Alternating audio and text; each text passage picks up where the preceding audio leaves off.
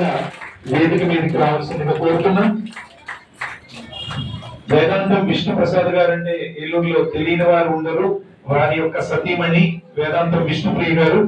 ఈవిడ GK digital news లో కాలగమనం లాంటి రకరకాల ప్రోగ్రాములు చేస్తూ ఉంటారు. అలాగే అనేక రకమైన ఆధ్యాత్మిక ఉపన్యాసాలు మేడం కూడా చెప్తూ ఉంటారు.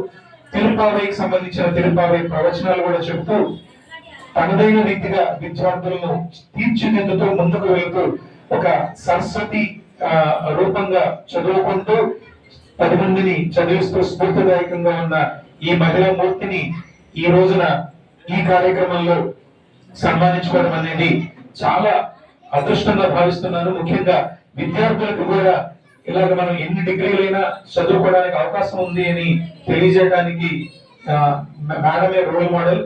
వీరిని సన్మానించవలసిందిగా లీల గారిని ఉమ గారిని వేది మీదకి రావాల్సిందిగా కోరుతున్నాం.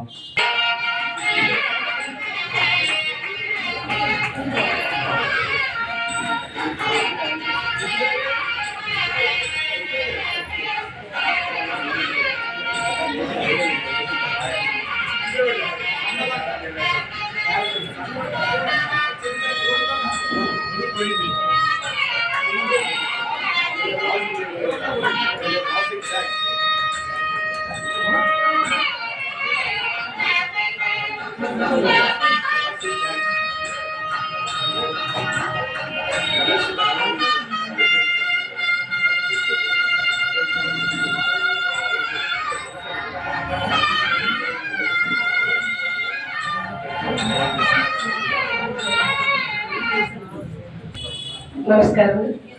అంతర్జాతీయ మహిళా దినోత్సవ శుభాకాంక్షలు అందరికీ. చాలా ఆనందంగా ఉందండి ఇలా మహిళా దినోత్సవాన్ని మీ అందరి మధ్యలో జరుపుకుంటాం.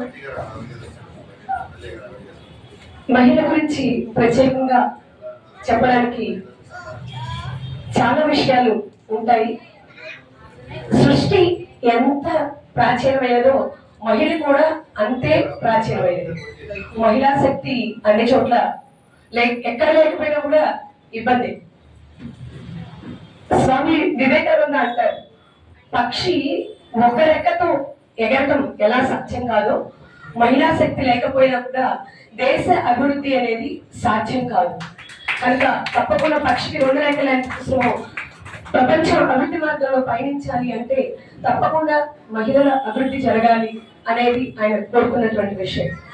అలాగే మహిళల గురించి ఎవరైనా ఏదైనా అనేటప్పుడు కూడా ఆయన చెప్తూ ఉండేవాళ్ళు ఏమని అంటే, మహిళలు గురించి మాట్లాడే ముందు, వారిని విమర్శించే ముందు మీరు మహిళలకి ఏమైనా చేశారా అని ప్రశ్నించుకొని వాళ్ళని విమర్శించండి అని చెప్తూ ఉండేవాడు. అలాగే ప్రకృతి రూపం, ప్రకృతి అంటే శక్తి, శక్తికి మారుపేరు స్త్రీ. కాబట్టి శక్తి స్వరూపుడు పురుషుడైతే ఆ శక్తి స్వరూపుడు వెనకాల ఉండేది శక్తి.